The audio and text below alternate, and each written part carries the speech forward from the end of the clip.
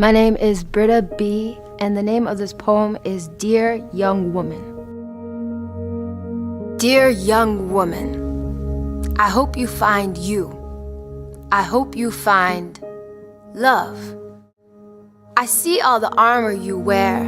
I see all the jewels and gems of wisdom you share. It's okay to shine, ma. It's okay to shine. It's okay to have pride, ma. You don't have to live a lie. Don't let the violence fool you into silence, convincing you that you are not worthy of space and time. You might not know it yet, but you got a multi-dimensional set of eyes looking out for you. Trust that what is meant for you is relying on you to show up. Show up. You can lose your religion, but you will never lose your spirit. Each of your breaths have minds and lives of their own. I doubt we'll ever know the true impact of our presence. What a blessing. Young woman, I wish you enough. I wish you enough time for all of your skills and talents. I wish you more. I wish you more revelations than disrespects and regrets. And I beg you to believe in yourself more than your parents ever did. Carry out your curiosities in spite of the corruptions you experience. You let yourself free when you let yourself forgive. And so when you do, and I know you will, I hope you find you. I hope you find love again. Hey everybody, welcome to Sound Bombing. I created this show for people who want to experience a radical, life-changing journey through the sounds of my diverse guests. I hope that each sound you hear on this show will strengthen your faith, encourage your dreams, and challenge you to awaken the greatness within you. Drop the bomb. Drop the bomb. We're gonna drop the bomb. Drop the bomb. We're gonna drop the bomb. Drop the bomb. We come to drop the bomb. Drop the bomb. With the bomb. This is a journey into sound. A journey which along the way will bring to you new color, new dimension, new values, and a new experience. Ladies and gentlemen, the star of the show, LaMarr, Darnell Shields. Wow. Welcome. Happy Saturday. Happy pre-Mother's Day.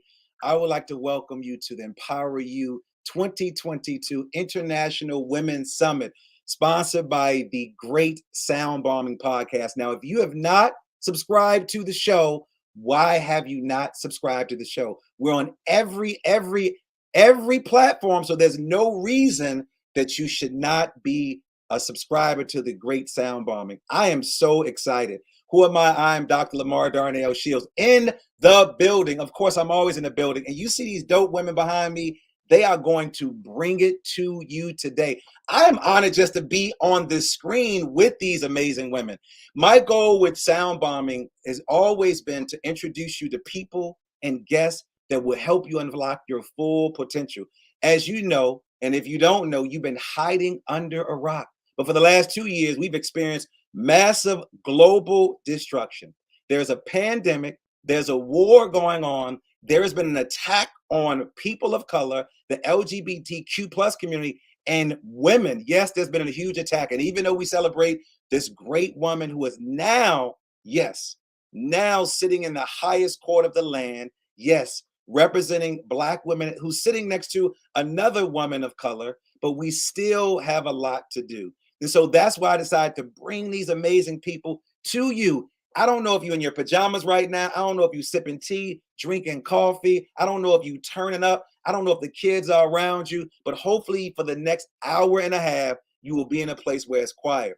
Since hosting Sound Bombing, I've learned so much from others' experience, questions and stories, but it's often the inspirational interactions within these groups that are the most powerful agents of change. We are always each other's teachers. Like, you hear what I said? We are always each other's teachers. I don't care where you come from.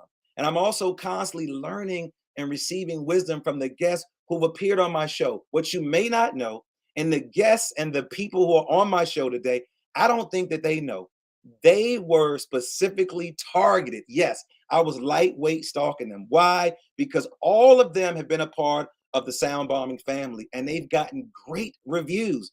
They've been a part of the show. Now, there's one lady who has not been on the show.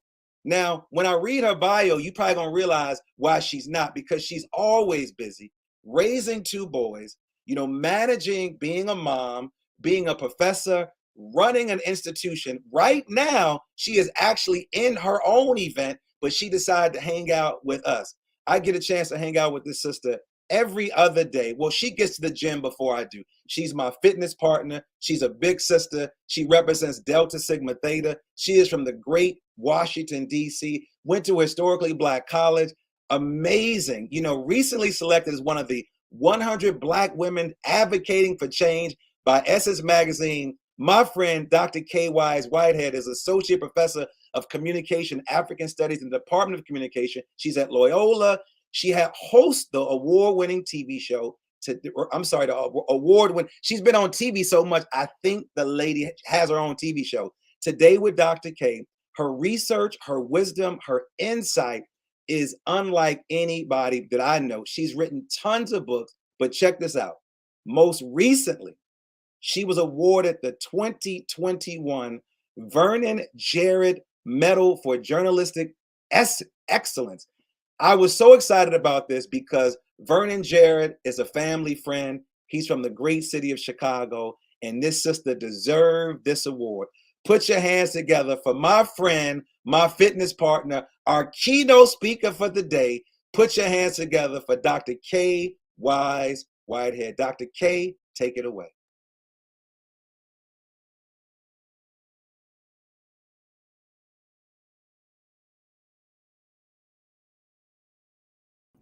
Let me try it again. Thank you so much, Dr. LaMarr Darnell Shills.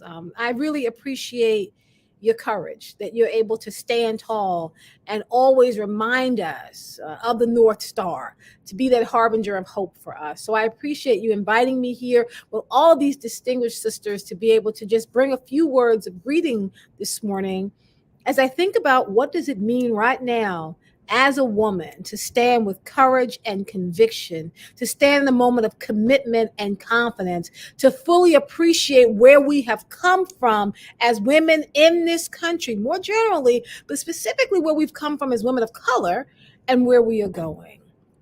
It's just a pleasure for me. I enjoy being in because it is here that we make a commitment to fight, to help, to work to co-create the type of world that I believe that we need to live in. One where the very idea of peace and social justice and equality and wholeness would be commonplace and widespread. As many of you have always believed that every mountain wants to be climbed, and every ocean wants to be crossed, and every dream once spoken out loud wants to be realized. And as I bring greetings, I know that I stand on the shoulders of all those who have come before me in this space and before me in this struggle.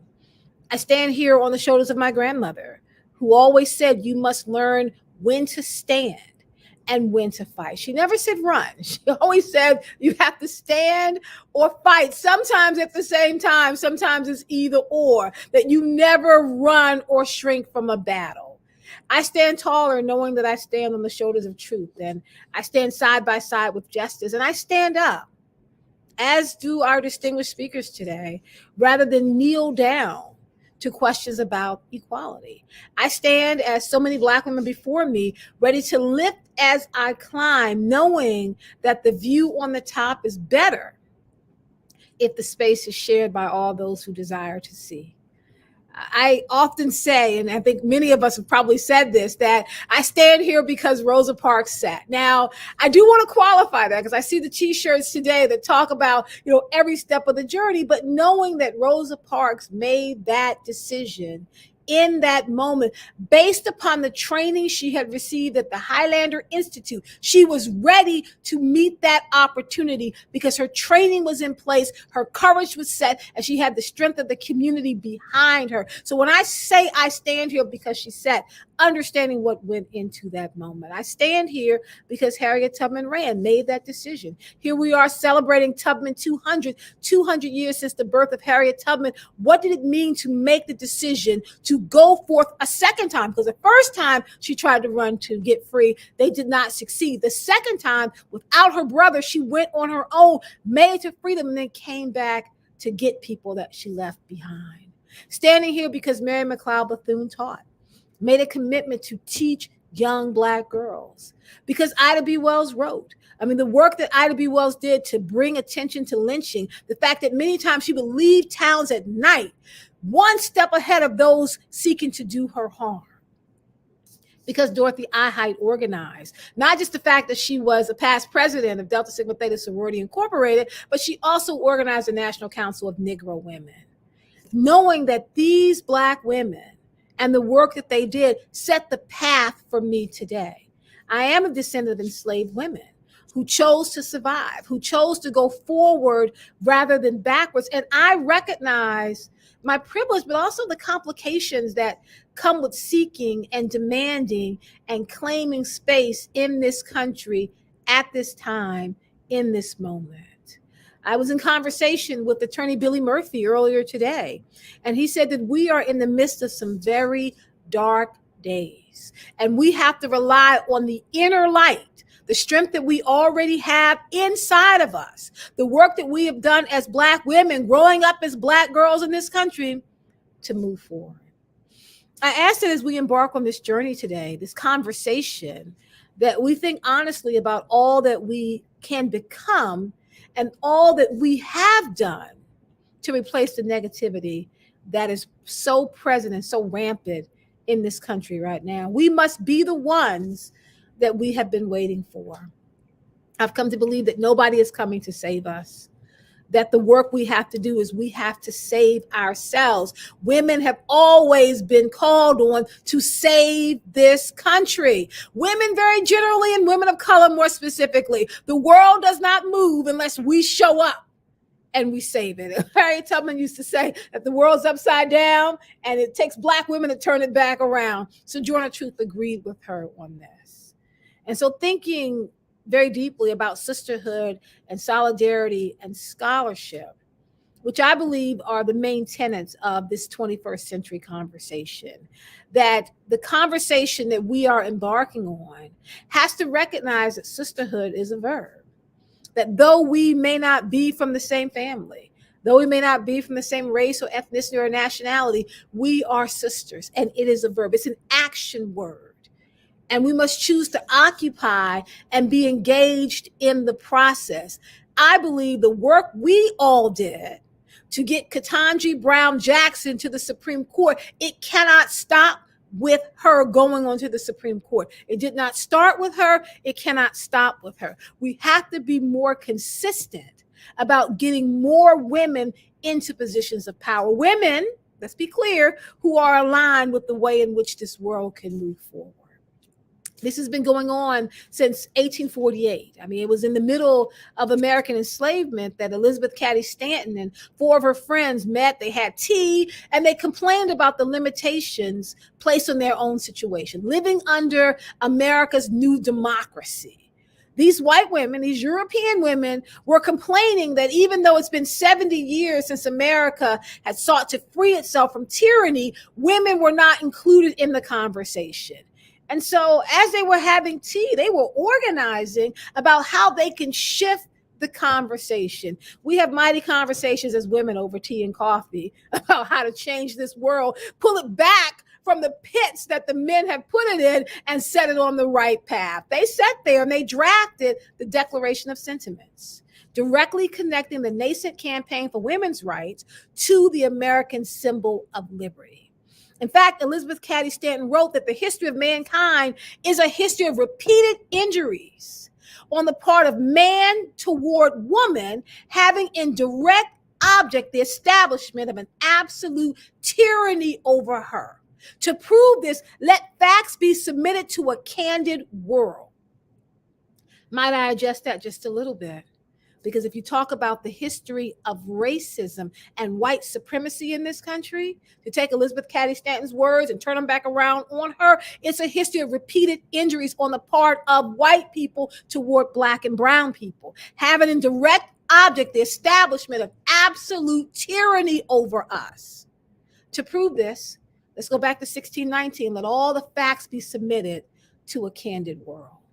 Now, what is interesting about these group of women, when they made this argument, they did not take into account what was happening with enslaved women who were considered to be property, who were being subjected to raping and beatings and sufferings and suffered in silence for the entire world to see and bear witness. So when we talk about writing out this new objective, when we talk about pushing this system to be better, when we talk about seeking to close the wage pay gap, when we talk about strengthening women and uplifting girls, we are talking about letting the facts be made candid to an object world. That sisterhood and solidarity and scholarship is what should lead us forward. I remember when Mary McLeod Bethune, and this is where I end. Mary McLeod Bethune, when she was seeking to raise money to build a school for African-American girls, she would write letters to donors asking them to send money to help the school, send money for the windows, send money for the walls, send money for the books. We're building now, we're moving now, help us move forward. And they would put checks in the mail. And Mary McLeod Bethune said one day a group of white men showed up at the door. They were all wearing suits and they wanted to see where the money was. Where is the school?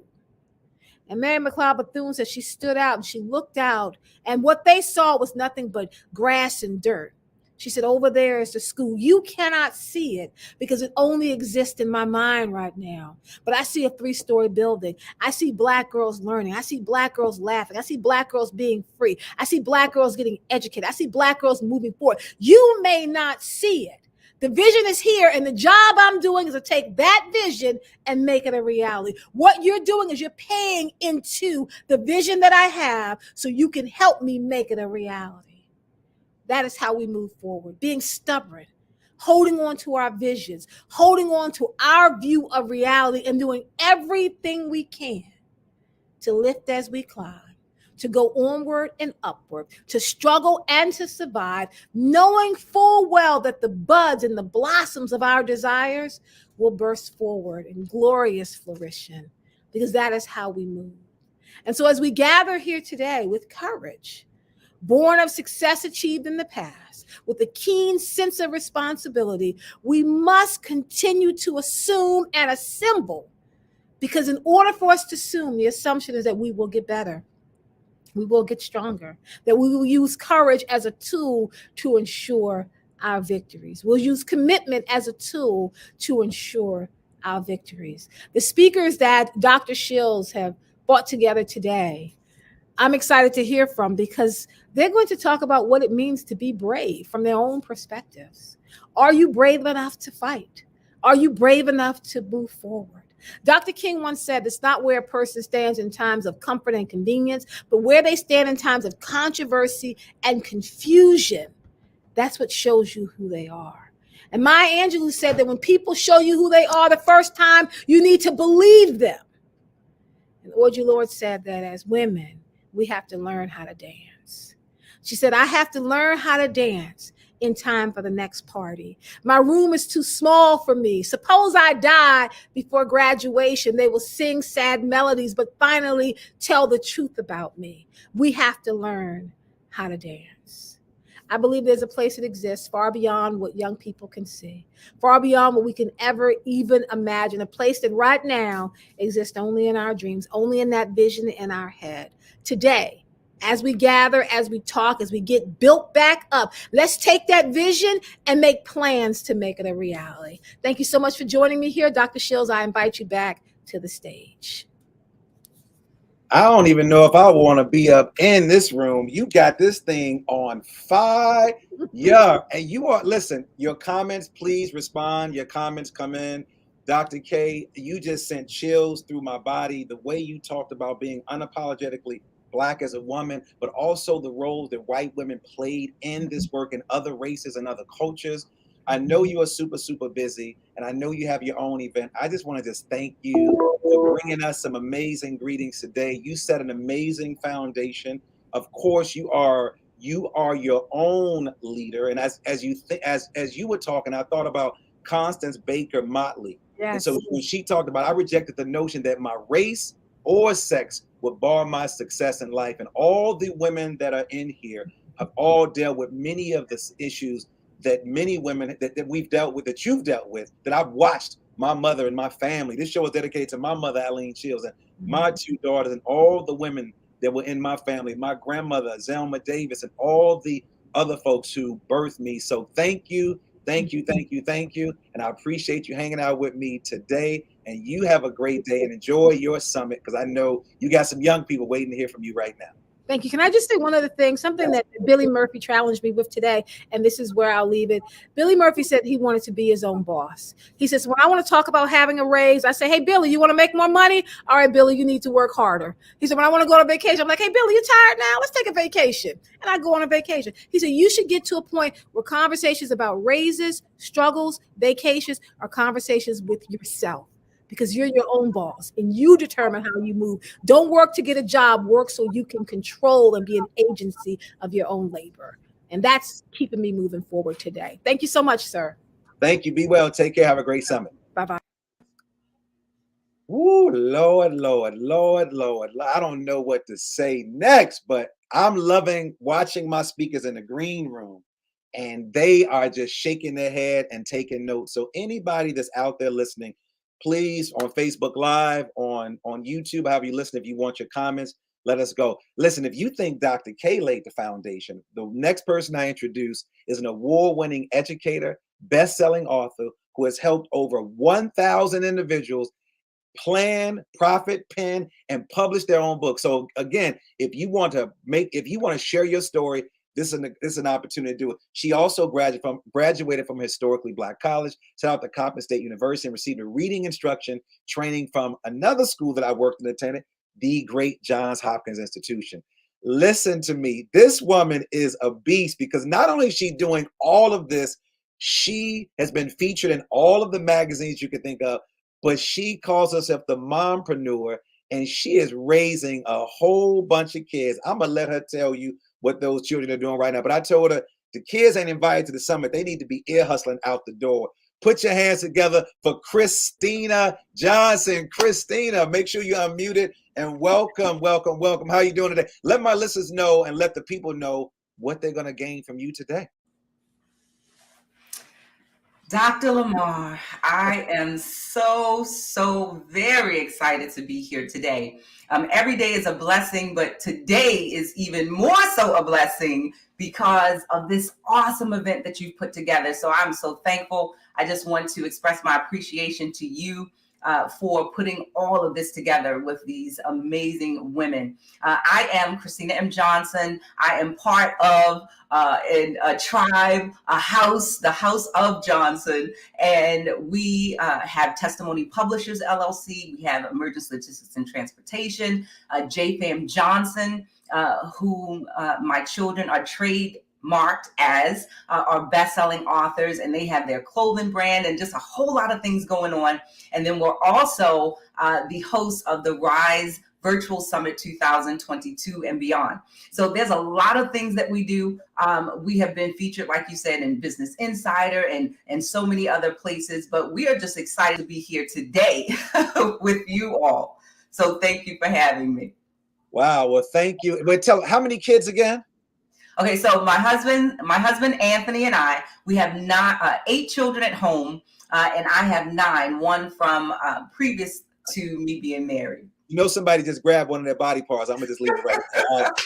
Somebody just grabbed their body part. I'm not gonna talk about the body parts, but somebody just grabbed their body parts. So if you are a fan, listen, I don't know if you are a fan of Star Trek, but if you are a fan of Star Trek: The Next Generation, you might be familiar with our next speaker.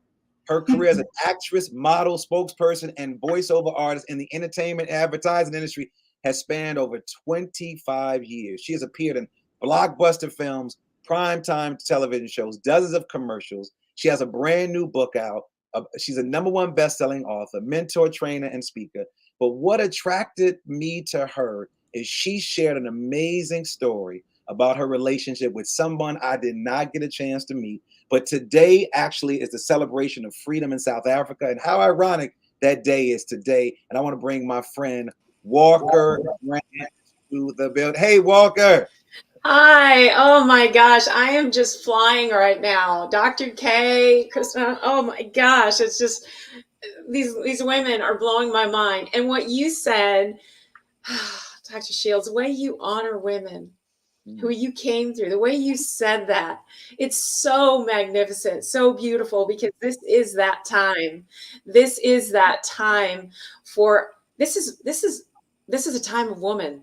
This is our time to stand up, confront, to be strong, to be powerful, and to recognize that we are forgiveness.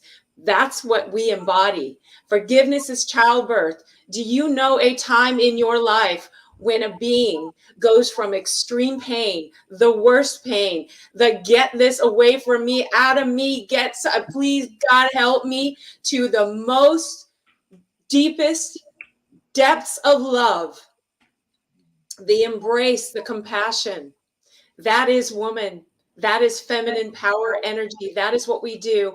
And every child that passes through our vessel needs to know that power, needs to know that's where they come through.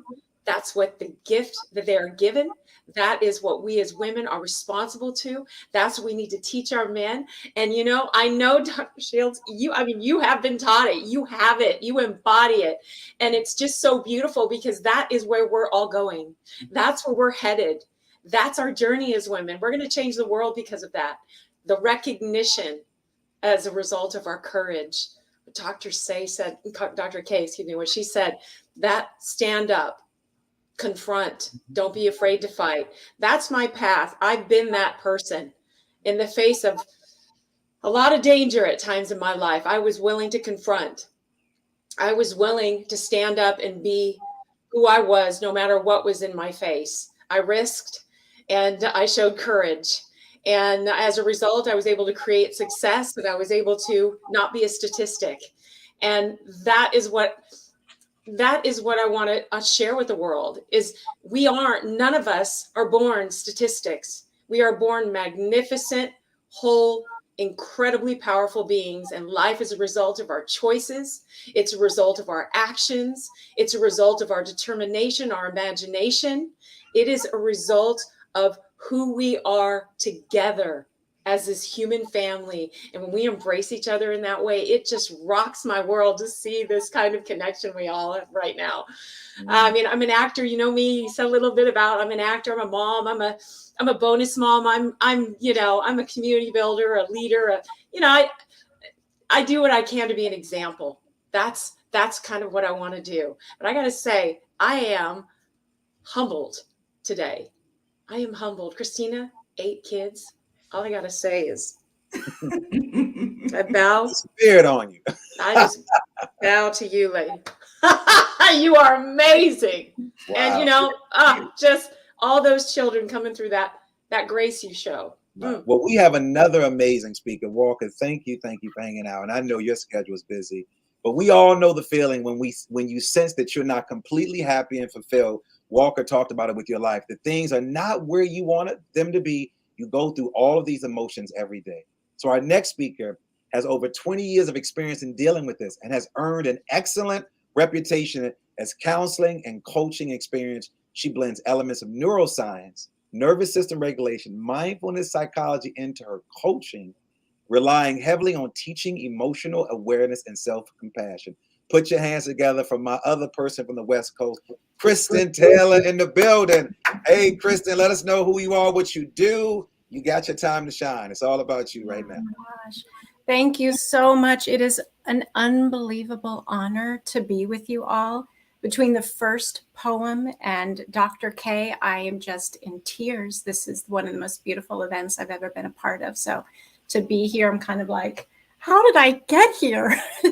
I'm just really, really grateful for everyone and for you, LaMarr, for putting this together. So yes, I started my career as a mental health therapist and transitioned into coaching. And I will own I am a highly sensitive person. I am an introvert. I am nervous right now because this matters to me. And what I hope to teach is that when we are nervous and we step forward, we are stepping into our courage because we all have something beautiful that we were here and we are here to share. It is our soul's contract. It is our connection with spirit, with God, however you define that. That even like right now, my voice is shaking because I care so much that we speak. And so the work I do is connecting people with their voice, connecting people with their body, connecting people with their courage. And it comes from understanding their thoughts, their feelings, their emotions, understanding their nervous system. And I get the honor to support people in what I think of as self-leadership, tuning in, becoming quiet, listening, connecting to intuition, connecting to spirit, connecting to wisdom, so that in the face of adversity, injustice, personal and global, we step forward. Wow. Well, Kristen, thank you for joining. Last but not least is someone who wears many hats. She is the founder and CEO of Lead for Liberation and Indigo Women. I was watching her in the green room when Dr. K was talking. She was shouting, she was jumping. You all couldn't see it, but I was watching. Shayna was like, yes, yes, yes. When I grow up, I want to be just like Dr. K. Shayna is her own serial entrepreneur with an extensive 20-year background in leadership and life coaching. Inspired by the success of Lead for Liberation in the education nonprofit sector, she's been called to raise global consciousness. She founded Indigo Women, a coaching practice dedicated to creating spaces, methods, and conditions for women of color, Black women to thrive in leadership. Before she did all of that, she was a teacher like me. Then she decided to become a school principal, and then she decided to have some kids. And now she's traveling all over the country, probably via Zoom, sharing her amazing story. Put your hands together for my friend Shayna Renee Hammond in the bill. Got to throw that government name in there. Renee, Shayna, welcome. I want to say welcome to Sound Bombing. Welcome to the. We are here, Shayna. We are here. I'm here. And let me tell you something. I believe we attract our mirrors. And I'm just loving the magnificence I see on this screen, the magnificence of Dr. K. I am just so grateful to be here. There's such alignment here. My nervous system is just like lighting up. I'm lit up. I'm just so grateful to be here. And like you said, my life's joy is seeing especially Black women thrive. I believe when Black women thrive, humanity thrives. Liberation work tells us when we focus on the most marginalized, what we do for them works for everyone. It's transferable. It's my life's work. I'm so excited to be amongst other women who are doing similar work in this amazing time of divine feminine rising.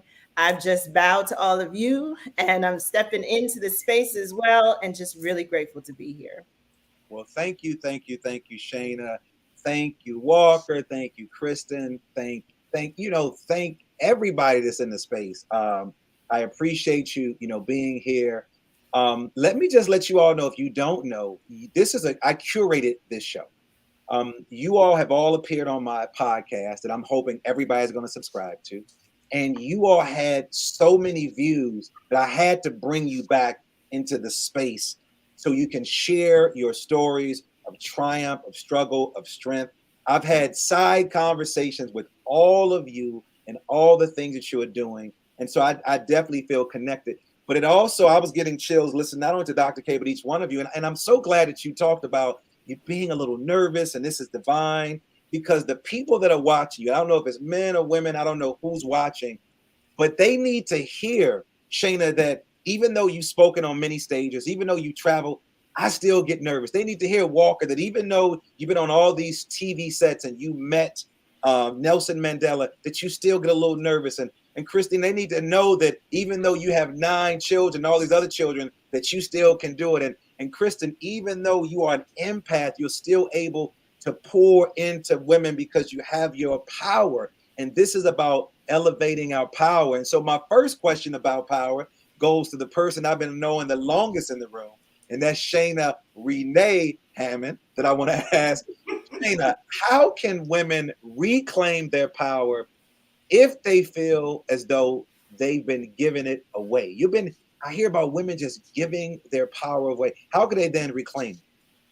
Well, first, the step is to acknowledge that you've already started to reclaim it by telling the truth that you've given your power away in some way. That truth is not an easy truth to tell at all. And so the first thing to do is to just really acknowledge and love on yourself for really telling that truth to yourself about yourself. And then, of course, forgive yourself. So many of us, including myself, have given away our power. We have maybe not said the thing that we're feeling or thinking. We may have passed a opportunity by because we thought maybe we're not ready, or maybe we need to do a little bit more preparation or get another degree, when really our intuition told us we were ready. There are so many small and large ways we give away our power over time. It's just time to just breathe, forgive ourselves for it, tell the truth to ourselves that that's what we're doing. And then it's time to focus on space and time. Just as what was said earlier in the poem earlier this morning, it's really about, okay, how can I, in a very small way, reclaim my time? How can I just create a little bit of time to do something that's self-loving? So that can look like decluttering your desk. It can look like taking a walk. Whatever's going to fill you up, you have to put your body in motion. First, sometimes before we can feel the kind of feeling of power that we want to feel, sometimes we have to activate that through our bodies. And so sometimes that could look like what I just did last week. And I went to the batting cages. I'm an athlete and I love sports. And anytime I feel like I don't feel like myself, or I'm giving my power in some way, I take it back to my body and I activate and challenge my body in some way. And usually what happens on a spiritual level is I remember something about myself, maybe an experience where I did have my power, and then I'm able to meet that part of my life where maybe I've lost my power with a little bit more courage, with a little bit more confidence. So forgive yourself, activate your body, reclaim your time. Thanks a lot, Shayna. Now I know Walker and Kristen, I want you to respond. Walker, I know you and Kristen do a lot around mindfulness and meditation. And Shayna she just wanted to brag. I go to the batting cage. Like this, for y'all lazy folks, I go to, like, I know somebody was waiting for Shayna. Like, I went to the spa, I went to the 5C. Homegirl threw me for a loop. I'm like, did she just say the bat? But since I interviewed her and she told me she was really into sports, I knew she was telling the truth. So Walker, I want you to respond to that question as well, because again, she talked about doing something to sort of get your power back. And what are some things that you may use to do that? Well, I love what Shayna said. When she said the batting cage, I was like, what? I love that. Most people think that because I've been in front of the camera for almost 30 years, that, I'm standing in my power all the time, that I've just got it together. People tend to, we all tend to do that. We all tend to look at somebody on the outside and say, they must have this, they must have that. We create these labels, these roles. What most people don't know about me is I spent almost 30 years from the age of 14 running so hard from where I came from towards creating success and what they wanted me to be, that I lost me in the middle.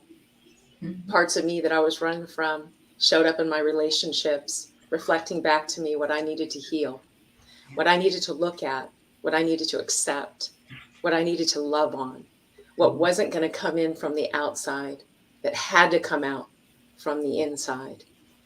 So I spent a long time in those reflections in my personal life, and it was difficult, and it was an endless power grab. One minute I felt in my power, the next minute I didn't. And what worked for me was constant remembering those moments, those little moments where we were in our presence.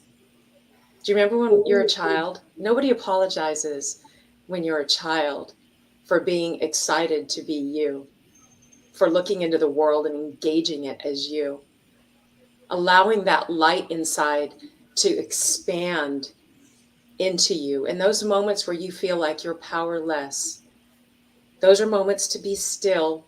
And if you can't be still and look inside, go lean on a tree. Go out in nature. I am a tree hugger. I love trees. I lean into trees because you know what they do? They stand there magnificent. Every year they shed their leaves. Every year they grow new. Every year they allow themselves to let go and receive. And sometimes as women, we forget. We fall into labels: mom, wife, career woman, executive. And we forget there's a girl in there. There's a girl in there, and she was born in her power. And all she needs is for us to look back in and see her and start playing with her again, little by little. That's what I do. I write it out. I do what Shana said. I step into my body. I do the happy dance. I do the goofy dance. I do something that reminds me of me as a child. Because children are amazing teachers. I mean, Christina, she is in the wisdom channel right now. She's being taught every day. I just love that. Yes. Oh, so yes, that's what I do. Connect. So Walker, I appreciate that, and I heard something that you said and Shana said.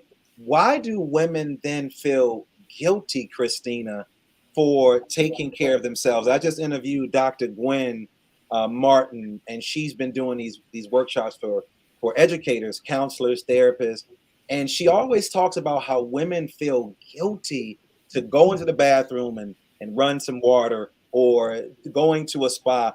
Christina, why do women feel guilty, and then how do you overcome that barrier of the guilt, and then to do what you need to do? And then Kristen, if you can respond as well. Christina. Wow. Okay, awesome. What comes to my mind first is a lot of times as women, I know men go through it as well, but women exhibit this. I've exhibited it. I still, fight every day some of those thoughts and feelings that come back from the past. But we deal with imposter syndrome. We have the weight of our families and our communities on our shoulders. And because we are not only multipliers, manifestors, we are nurturers. We're givers. So a lot of times we put ourselves in the mindset of we have to give. We have to do this or we have to do that. And a lot of times our job is, much more strenuous than any man. But at the same time, we have to know, one, who we are.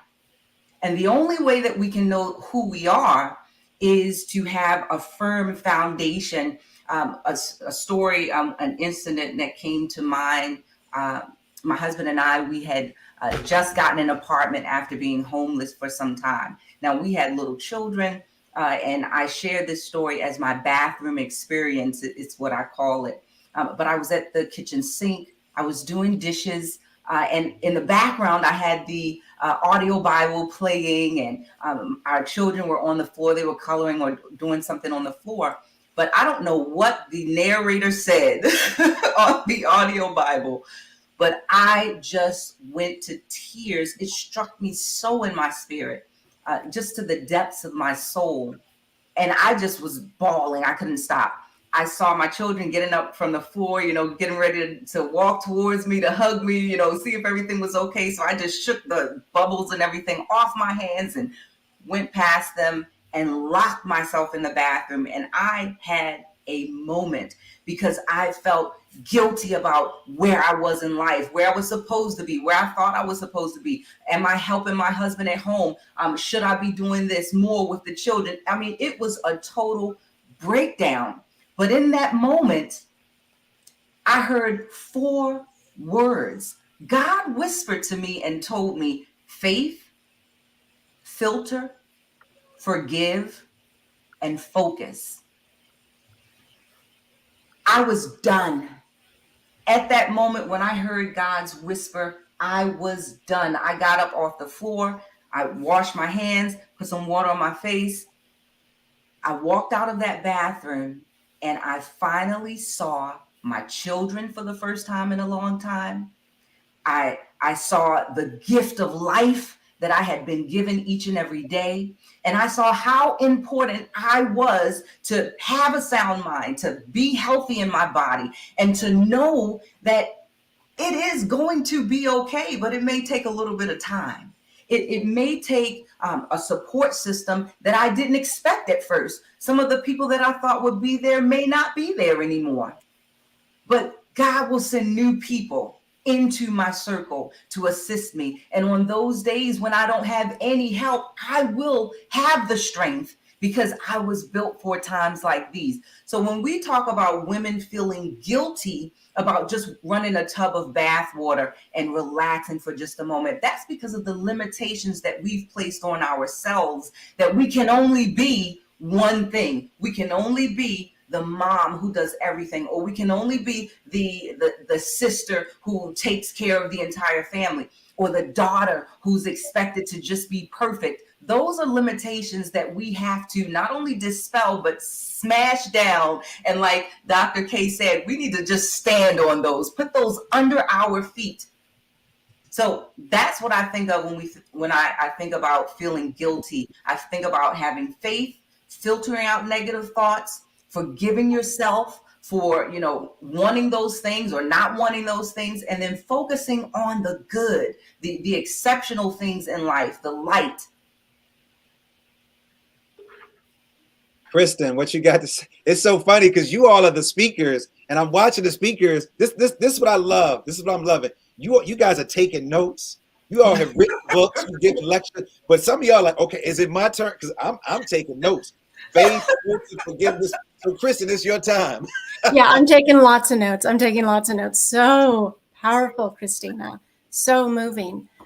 I think about, for me, and I've heard it reflected when I listen to other women talk, so I'm curious if this resonates with anyone, but being raised as a girl and into a woman, it feels like there's so much pressure to look a certain way, talk a certain way, be a certain way, that there's, instead of having the subjective experience of being embodied and being connected to your soul, to your own wisdom, to your voice, to your instincts, to your intelligence, we live instead, it feels like we're reared this way in many ways, to live from the outside in versus the inside out.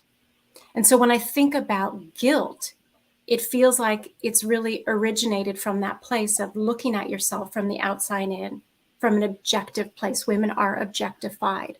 Are we a good enough daughter, wife, mother? Whatever role we are occupying, we're looking from the outside in.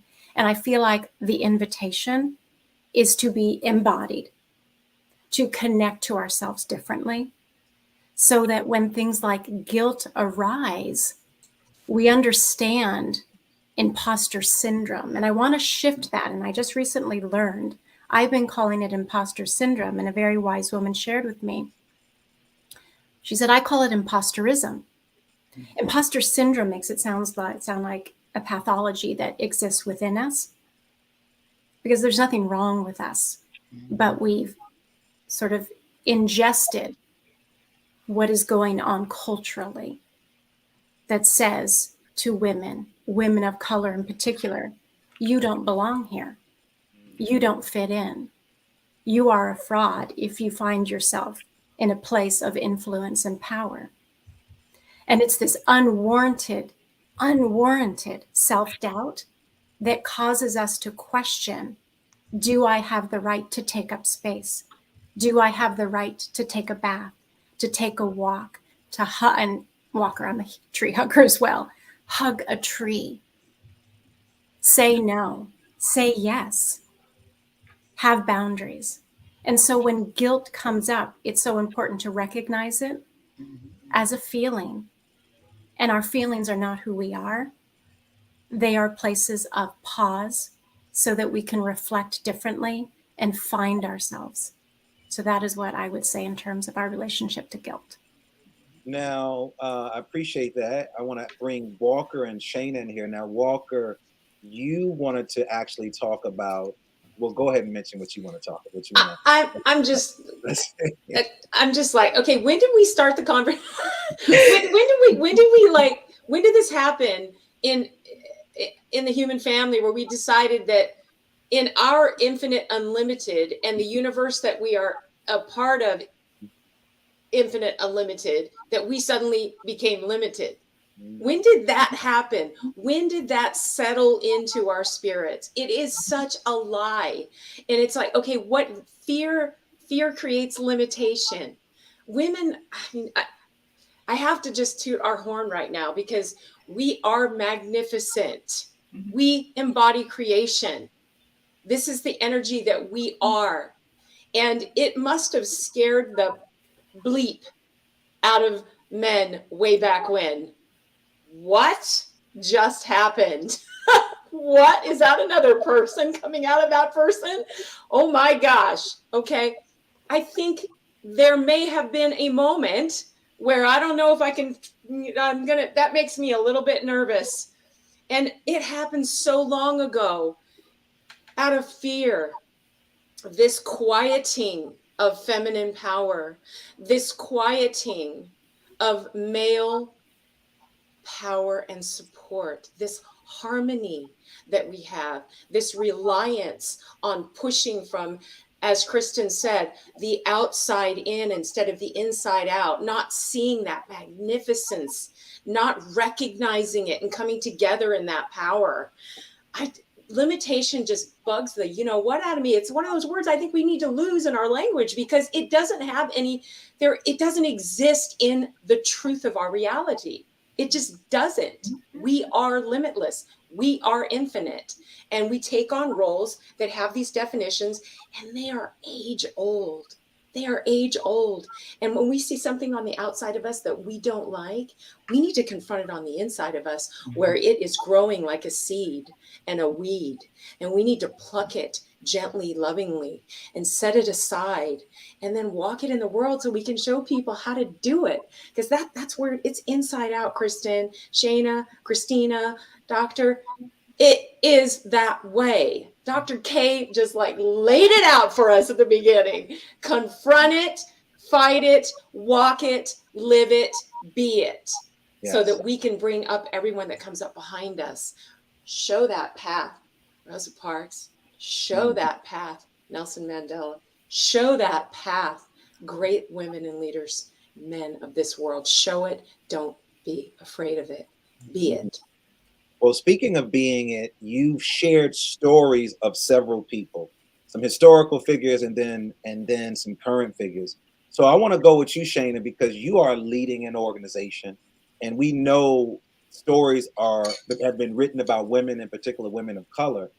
And then I want Christina to respond because you're helping people write story. But Shayna, how can you, or how have you used the power of story to help refocus your life? And then what story are you telling yourself or retelling about who you were and where you are right now? Ooh, big question. What am I telling myself right now, and what story empowers me? Ooh, big question. I mean, one of the stories, many stories that I tell myself is that I go back to the first day of school, and I go back to how my first day of school was my introduction to also race in America. I went to a predominantly white school. I was the only Black student.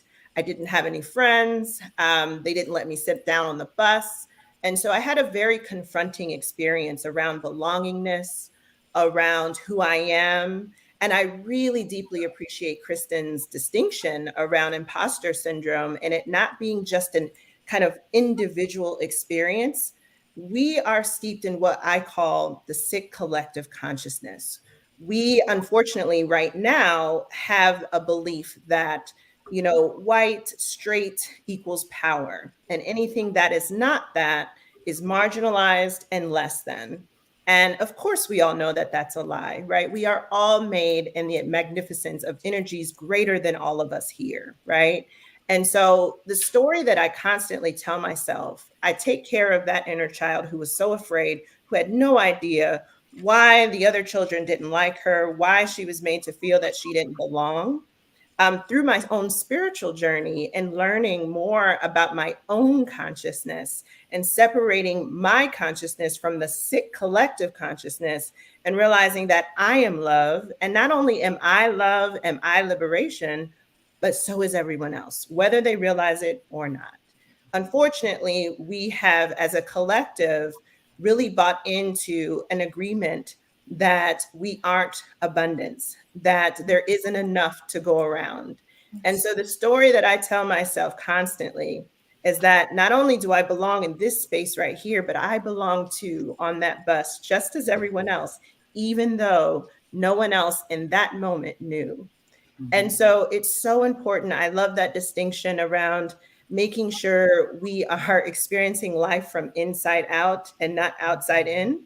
Because for anyone, a part of any marginalized group, which all women are a part of, it's especially important because we get messages from society projecting onto us where we belong, what we should be doing, all the shoulds, when really all of us internally have our own divine callings, have our own yearnings for connection, for love, for abundance, for thriving. And it's really important to do those, whatever those practices are, to come back to remember, wait a minute, I don't have to be a part of the sick collective consciousness. I have my own consciousness. I have my own compass that is inner. It's between my relationship and whatever energy you call that is greater than you. That's your compass. And the story that I tell myself is that is what brought me through that first day of school, that first year. The only thing that really kept me sturdy and really anchored me was that connection to a power greater than myself. And that's the story I continue to tell myself over and over. And, you know, of course, tell other women and allow them to share their stories around at what point did they have to really, really think about how that inner power, that inner voice anchored them, and really think about that and really draw on that, both in times of challenge and in times of triumph. So Shayna, before you jump in, Christina, because you help people write their stories. But Shayna, I want to go back to you being this little brown girl on the bus. If you can go back to that little girl right now, you can get back on that bus, that same bus, and you can, all those kids are there. What would you say to yourself? And then what would you also say to the young people who are on the bus at that time with you? I remember when I was just 5, the first thought that actually came to my mind was, why are they so angry? I just did not understand why they were so angry. I didn't even say anything. I said absolutely nothing. And so what I tell myself today about that is, whoa, you're powerful. You are powerful. Your presence is enough. Your presence, your mere presence halted an entire bus of students. They all focused on you and you didn't even say a word. And you caused that kind of eruption. You are powerful. We're all powerful. Our presence is always enough. You know, we were in church right now. Somebody would be shouting right now, but to think about that She's image, flying. yeah, She's flying. Just to be there and think, I haven't said anything, I haven't done anything. I just showed up, and all the power was taken out of the room. Now, Christina, you help people get their power back with the power of words. So I want you to talk about the things that you're doing to help not only just men, but also just women. But then also, what are some questions, Christina, and you all can all be prepared to answer this. What are some questions as you begin to help people share their stories? What are some questions that we should start asking the women who are listening, and maybe maybe the men as well? What are some questions that we should ask ourselves? Because I feel that questions are overrated. Underrated. I'm sorry. I think questions are underrated. And I've been hanging out with a lot of engineers, NASA folks, and their whole being is around the power of questioning. So talk to us about what you're doing, and then maybe share some of the questions that we should be asking ourselves as we then to create our new narrative for ourselves. Absolutely. So first, I like people to be interactive, especially when I'm asked questions like this, Dr. LaMarr. So everyone that is here for the summit, whether you're live or watching a replay, I want you to hold your hands up. Hold your hands out in front of you. Everyone hold your hands up. I love, love, love to do this. Now turn your hands towards yourself and look at the tips of your fingers. What is there? What's on the tips of your fingers? Write it in the chat. Anyone here, Kristen, Shayna, Walker, Dr. LaMarr, what's on the tips of your fingers? Fingerprint. Your fingerprint. Okay, so you can put your hands down now. Think about what your fingerprint is in the physical, okay? In the physical, it's unique to you. It makes you stand out from everyone else in the world. Okay. Now, there have been some exceptions when fingerprints have been very similar with identical twins and things like that. But for the most part, 99% of the time, your fingerprint is going to be yours, uniquely yours. I believe people have two fingerprints. The first one on the tips of their fingers. The second is their story.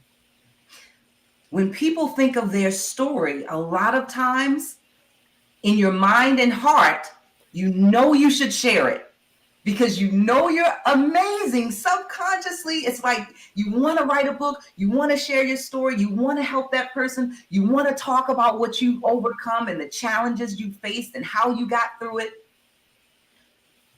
But we stop ourselves from sharing our second fingerprint.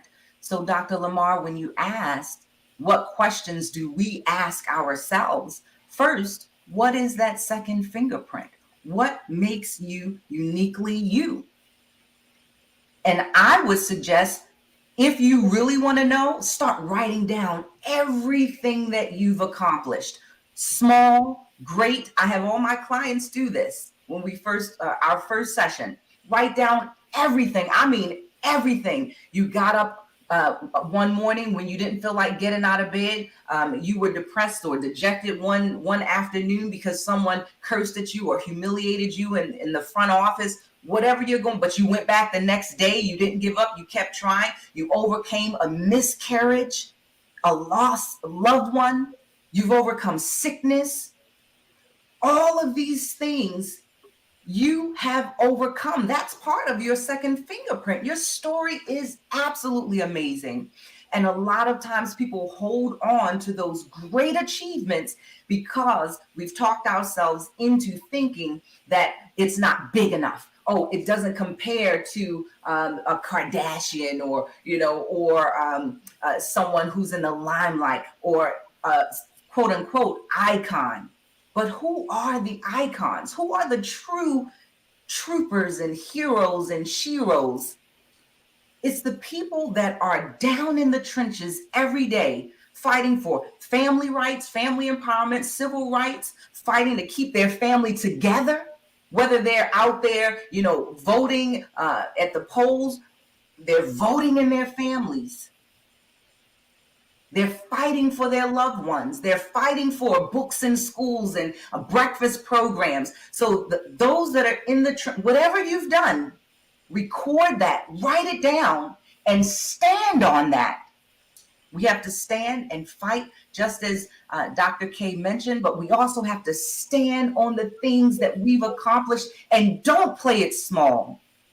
Because when we allow ourselves to stand in our beauty, in the affirmation of who we are, in our divine calling, in our anointing, we allow other people to do the same thing. And we won't shy away from it. We'll be beautiful and accepted within ourselves and within the communities that we're in when we're authentic and when we stand in our truth of who we are. I love that. Well, speaking of standing in truth, we know that many of us have dealt with these childhood traumas. We've dealt with traumas that we've held on to. People have passed on, they've transitioned, and they still affect us.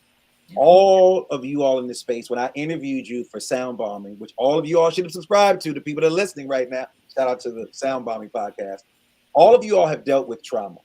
And you are talking about standing in your truth and sharing a story.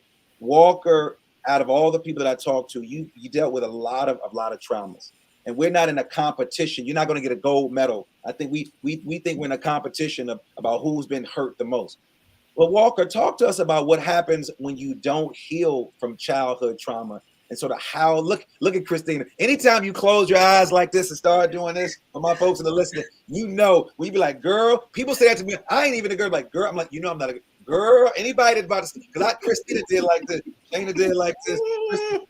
And it's interesting. You think it's cultural, but all of you women did the same thing, the exact same thing. Threw your hands up. But what happens, Walker, when you don't heal from your childhood trauma? Well, in the through line of this conversation, we're talking about giving our power away. What happens when we don't heal from our childhood trauma? It's the ultimate power give. We're born into a family, and there are first reflectors. We're born into the stories of our parents and our ancestors. And if those stories don't resonate with us, if we take them on without owning who we are, we give our power away to those stories. I think we choose our families to teach us compassion and love and grace. And even when we come into a family and there's no trauma, there's a lesson, there's something to learn. There's always the resilience that we need to build to recognize that we come through the stories, but we are not those stories. We have our own story to tell. And if we haven't remembered it because we're caught up in we're a child, we're caught up in the distractions of life. Know deep inside, you have your story, and it's not the story of anyone else. They may be players, but you have your own unique story.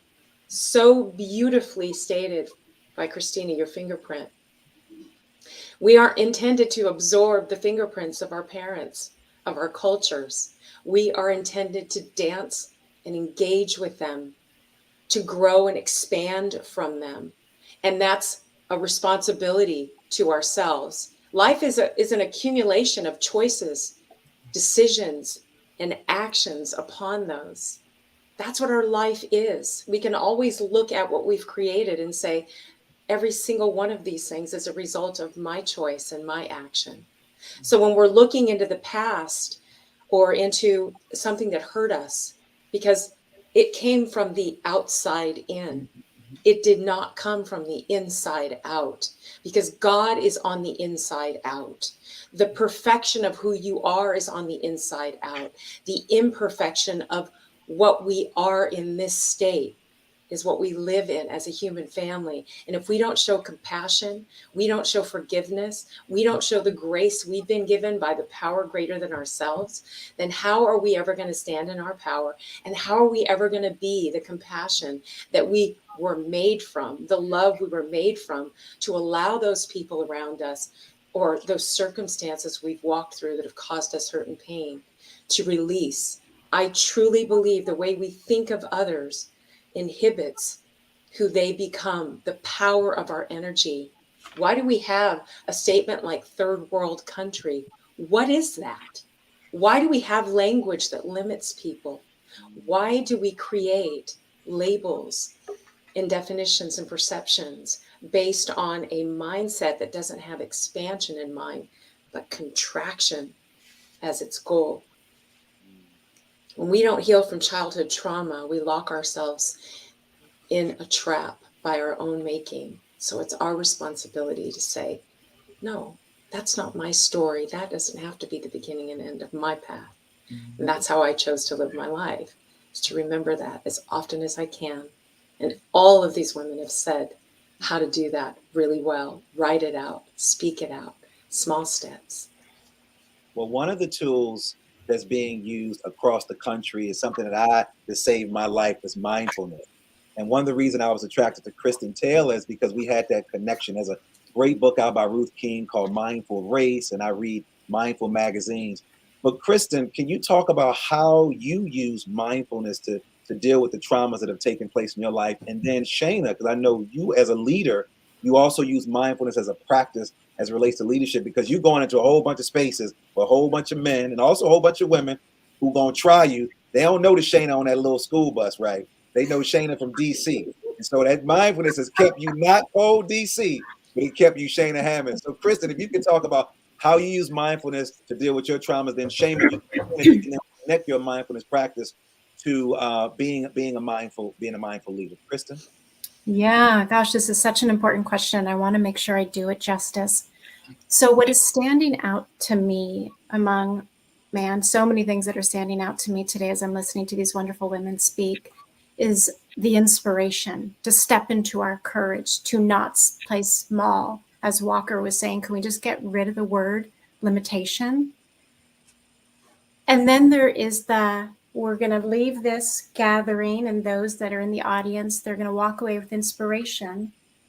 And then the day by day life where we encounter our fear, where the embodied trauma shows up in our nervous systems and our minds say, I want to be this person. I want to live big. I want to be connected to divine spirit. And right now, I am only connected to fear. And so the mindfulness practice says, when fear shows up, I think of it as like a beckoning finger going, are you ready to grow? It's so important for us to touch our emotions. So one of the women I want to encourage people to learn more about is she's a psychologist and Buddhist meditation practitioner and teacher. Her name is Tara Brach. And I encourage people to look her up as a place to start to learn some tools. She has a beautiful exercise called RAIN. And it is a mindfulness practice for us to start to touch our feelings as a way of what she calls dissolving the trance of unworthiness.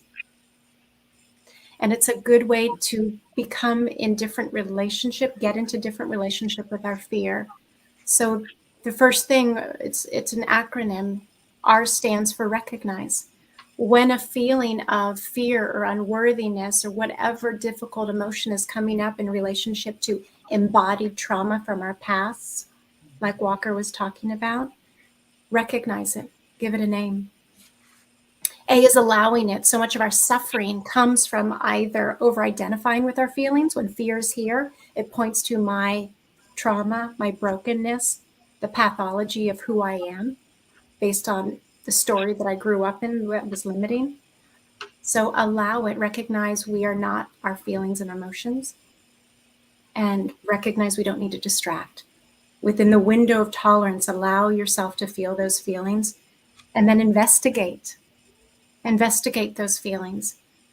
And this is where I always encourage people, start with the body. When fear shows up, where do I feel it? Is it in my heart? Is it in my throat? Because it allows it to be in place of anchoring when you are connected to the safety of the moment. It starts often with the body, and the body doesn't lie. And then from that place, you can go into, what am I believing? When fear shows up, what disempowered story am I believing that was given to me that does not fit? So that you can see it from a place of curiosity, neutrality, a healthy distance that says, this is not who I am, it is what I am experiencing, right? And then it's about nurturing. We need to learn to self-soothe. Maybe we didn't get the self-soothing from our parents, maybe we did. Maybe it's something that is transcendent. But how can we show up with empathy with ourselves? We talk so much about vulnerability, but the most important place to start to practice vulnerability is with self-compassion. It is one of the most vulnerable acts, is to be kind and loving to yourself and sourcing your own healing from love so that you can become whole. And it's a simple way of describing a very involved process, but it is a roadmap, a survival guide, and mindfulness offers that invitation. So for those that are listening, when you get out of here, y'all heard this in the hip hop community, I want you to make it rain, okay? But I want you to make it rain. See, everybody on here knows what I'm talking about. We ain't talking about that making. We ain't talking about T.I. in the club. And look at Walker. Did you see it? We're not talking about that type of rain. All right. We want you to make it rain, pouring back into yourself. Now, Shayna, we know in your field, being a woman in leadership, you have to have some strategies. Everyone talked about mindfulness. Then let's talk about mindfulness in the way of leadership in the areas. How has it helped you as a leader, as a new leader in this profession, working with tons of people that you work with. We talked about the trauma. I'm sure you've dealt with some trauma as an entrepreneur, starting a new business. I've watched you run a school, then I watched you do some other things. But how are you using mindfulness to help you as a leader? Yes. You know, I always go back to Maya Angelou's quote. You know, we may not always remember what people say or do, but we will never forget how people make us feel. It's those leaders that make us feel like we can do anything, that make us feel seen, feel heard, feel valued. It's those leaders that we follow. It's those leaders who set us, who are just kind of set good apart from great. They're the leaders that really call us higher and really call us also in to really be introspective about what we love to do.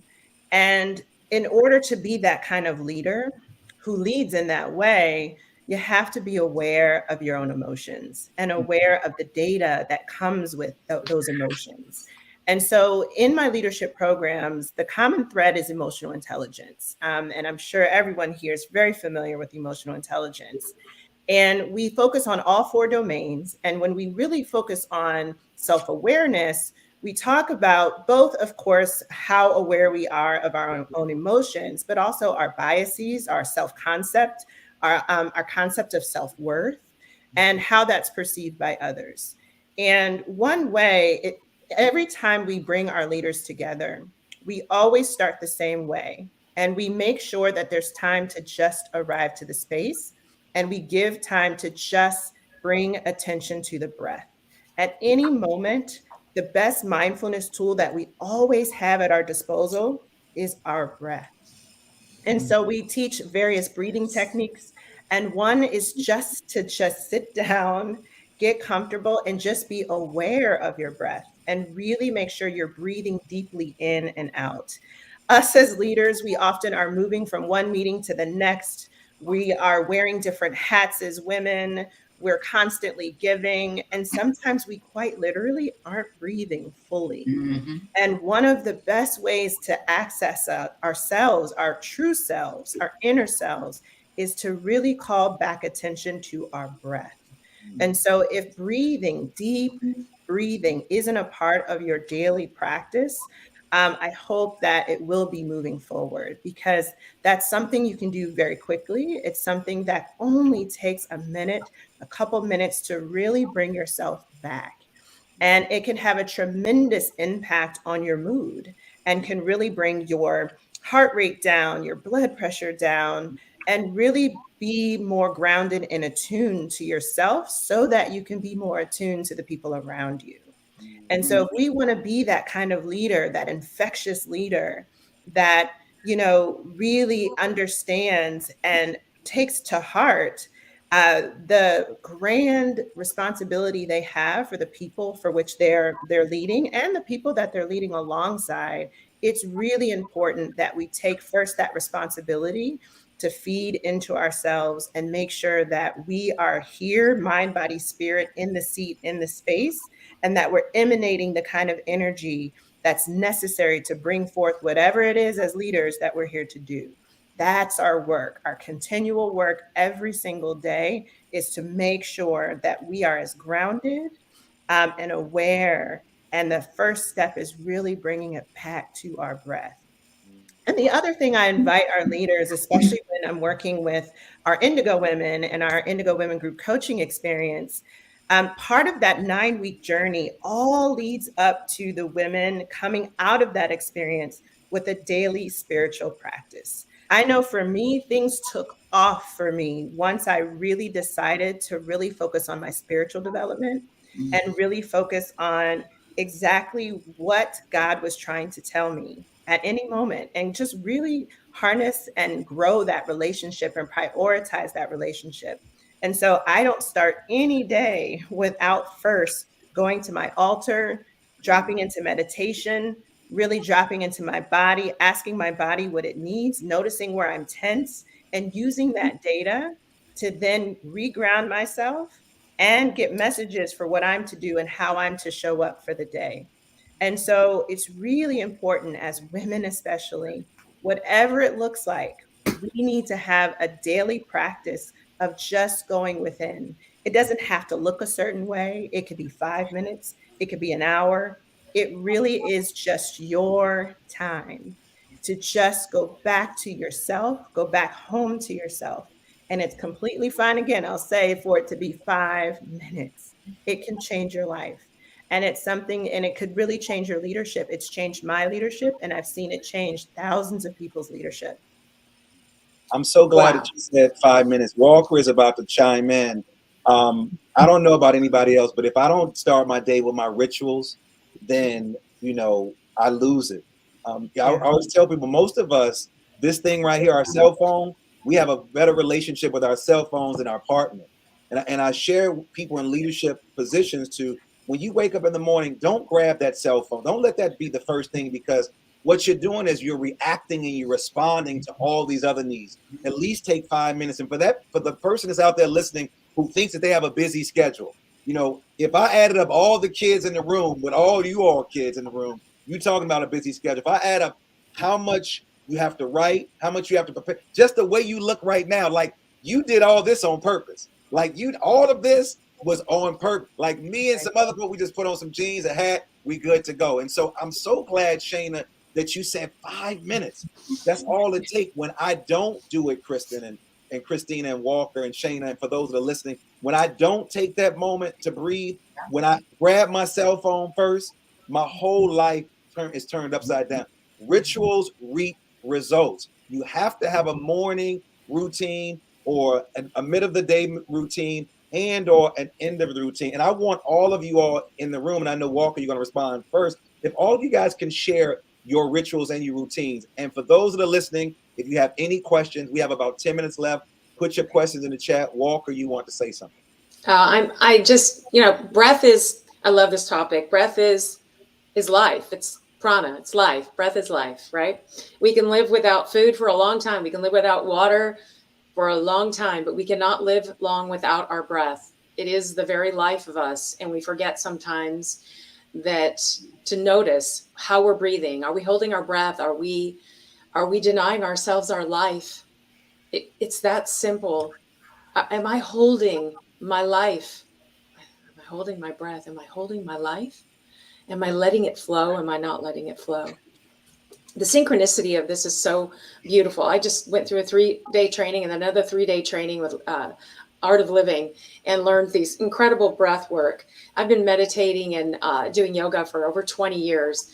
And, the breath is everything. It's everything to balance us and start our day. The ritual of recognizing my breath is my life. How am I going to share my breath today? First with myself, noticing how I'm breathing my life into me, and then share it with the world.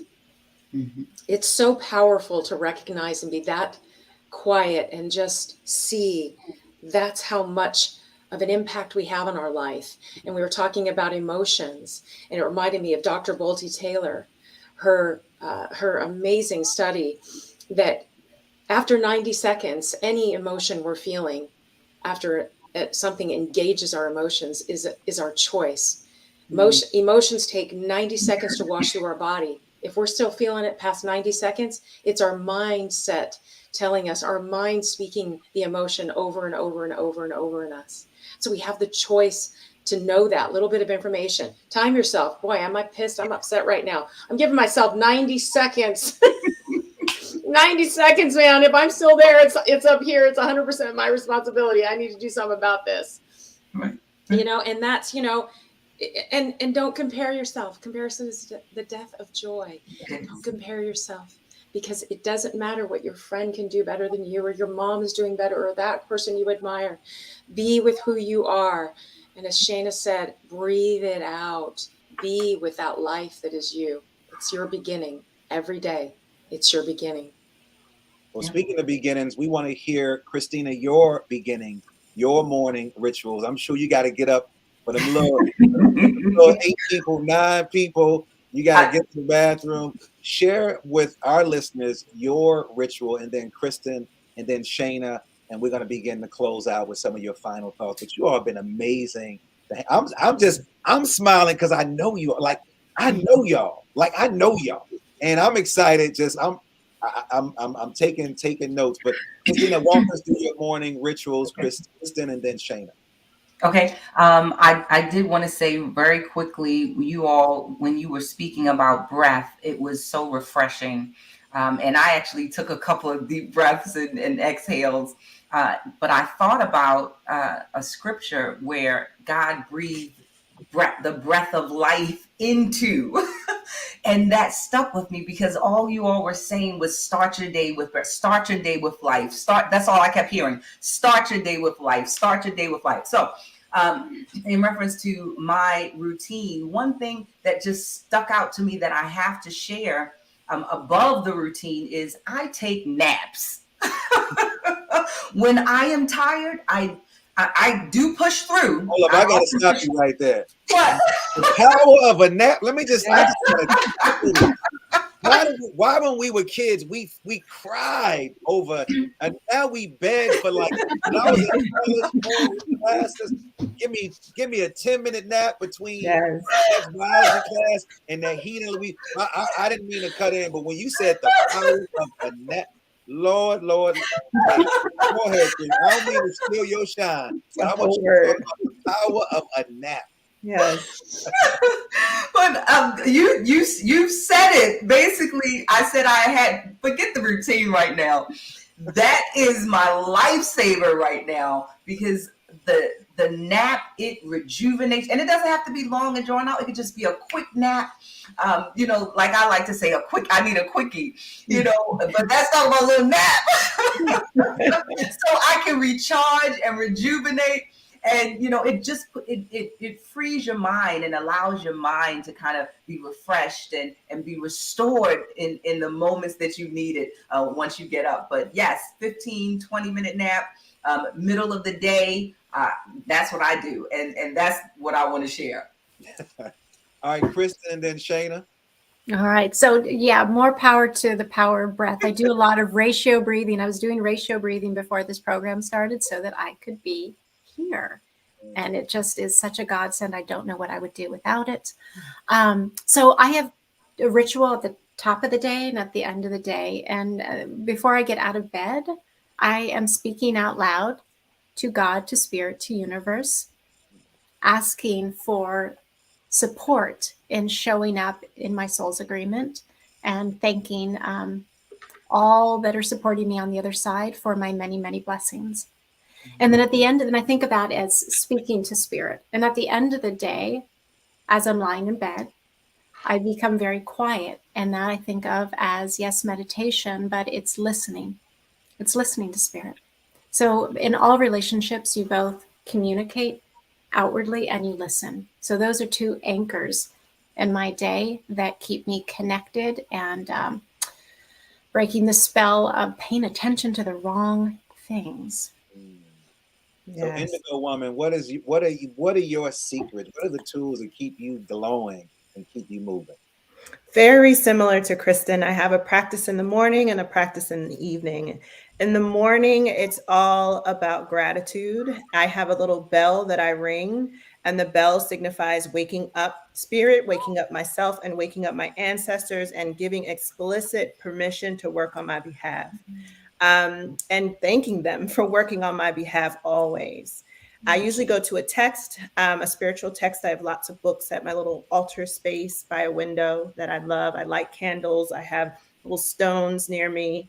And it's just my comfortable space to just begin my day guided by forces greater than me. Yes. At nighttime is that time for me to kind of let the day go. So I do what's called letters to spirit. I talk about this in my book as well and share it with the women. And basically what I do is I write down just a stream of consciousness, whatever it's on my heart. That's a time when I'm talking directly to spirit. Sometimes I may have a request, a very specific request. Maybe something's really worrying me. Maybe I'm overwhelmed or I just need to release something. And so I will just write and write and write with the intention of receiving divine guidance. And I'll pause after I finish writing and I'll set an intention for guidance. I'll do some deep breathing. And then I'll literally write, Dear Shayna, And I will just stream of consciousness write, knowing that it is spirit within me writing back to me. And almost each time as I'm writing back to myself, based upon the letter I just wrote to spirit, I always walk away from that session with more clarity, with more calm, and more readiness to actually go to sleep and not take whatever it was to bed with me. Well, we are almost out of time. I can't believe it. Wow. First of all, I just want to just thank all of you for hanging out with me today. Again, I dedicate this show to my favorite mother, my favorite woman in the world, Eileen Shields. I dedicate this to her. And I want to just thank again before we leave, my producer, my cousin, Rita Hunter and Carrie Mattia, Dr. K in her absence, and all of you all for listening and subscribing to the show. But I want to give all of you an opportunity with your final thoughts and let our listeners know how they can get in contact with you and pick up all of your amazing, amazing books. I'm going to start with you, Kristen, and then Walker, and then Christina. I'm sorry, Walker, Kristen, and then Shayna. You're going to close out, and I just want to just get my thank yous out. Much love to all of you. So, Christina, your final thoughts. Walker, Kristen, and then Shayna. Awesome. If everyone could just take a moment and just put your hands together like this. Just take a moment, put your hands together, hold your hands. I need you to know that you are holding the hands of a miracle. And I have to end with that because that's what you are. When you talk about sharing your story, I've heard the women here talk about writing it. We also talked a little bit about speaking it. We talked about breath. But when you speak those things that aren't as though they are, when you write your vision and make it plain, when you stand on your strength, when you acknowledge your accomplishments and everything that you've done, you have to know not only are you a miracle, but everything that you've overcome, it can help someone else. So stand on your truth, stand on who you are, but don't stand and hide your story. Share it. Because what you've overcome, the challenges that you faced, and you have beat them, you've destroyed them, that can be used to help someone off the ledge when they're thinking about jumping. That can be used to help someone to speak positive affirmations when all they've heard their entire lives are negativity, negative thoughts, name calling. So don't hold on to your story. Share the miracle that you are. It doesn't have to be with me. It can be in a book. It can be your own story. You can just share it in a journal. You can speak it into a voice recorder, but you have to breathe it out and get it out. If you're interested in finding out more about sharing your story, writing a book, entrepreneurship, and how you can monetize your words, definitely visit my website, ChristinaMarciaJohnson.com. But most importantly, visit my private online community. It's a free community. We give out resources. We assist you, and you have direct contact with me. Just go to beyond6figures.com. beyond6figures.com, and you will be able to gain access to our community. And we have people who love to collaborate and assist each other, support each other, and I'd love to see you there. Thank you for having me, Dr. LaMarr.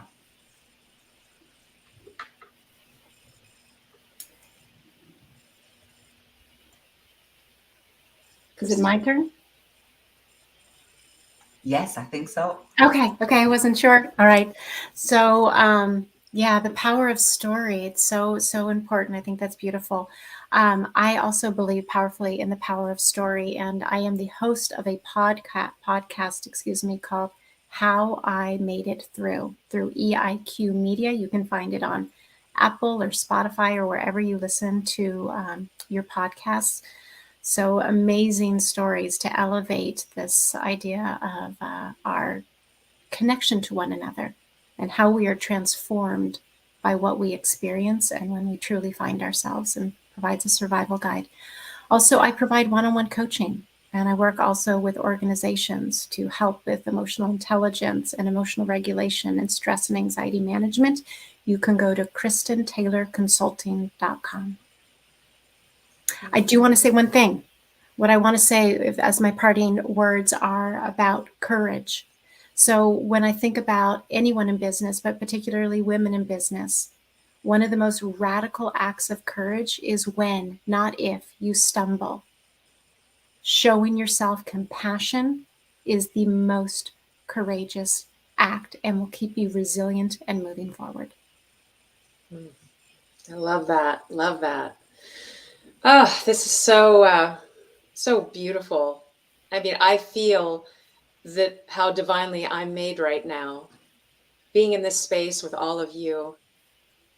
And I hope that you can look at yourself today and know that you are divinely made, and know that accepting all of you as you are and all you've ever been through is your success. It is the unique you that you are, and it is exactly what we all need. We need you unedited. We need you unrestricted. We need you as you are, this beautifully, divinely made being, a part of my family and the world family. I am so grateful for this experience to share with you. Your energy, all the chat comments have been so beautiful to read. I can be reached at walkerbrandt.com. I'm producing my audiobook for Awaken. I would love for you to read it, or to read it to you, actually. I would have said that backwards. I'm a high functioning dyslexic on top of everything else.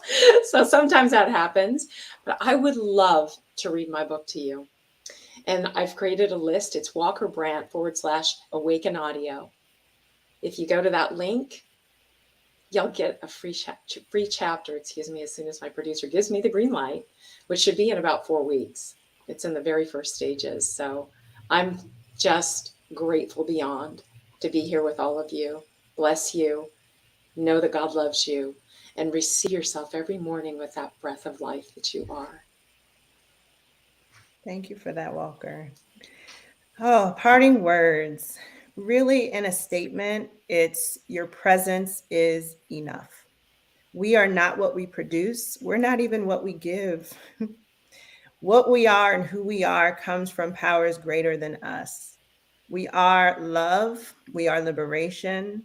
We are those values that light us up and make us be and give our best. My name is Shana Renee Hammond. I host what's called the Indigo Women Group Coaching Experience for Black women who really want to come back home to themselves, their true selves, and lead even in more bold ways than they already are. You can find out more about us on Instagram at Indigo Women Community. You can also find us, our website, indigowomencommunity.com.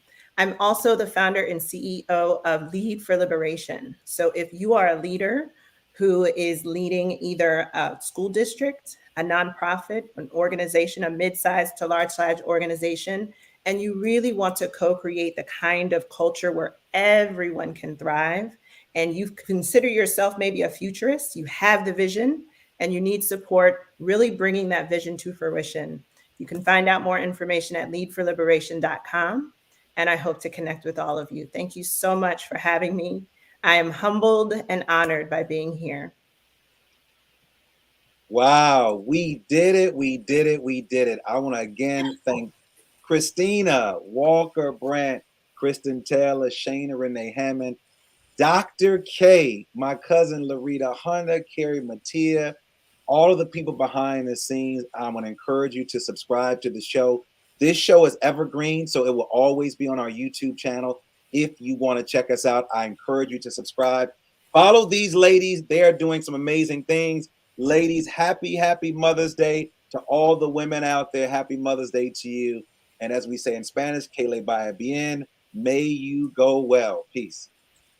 Thank you.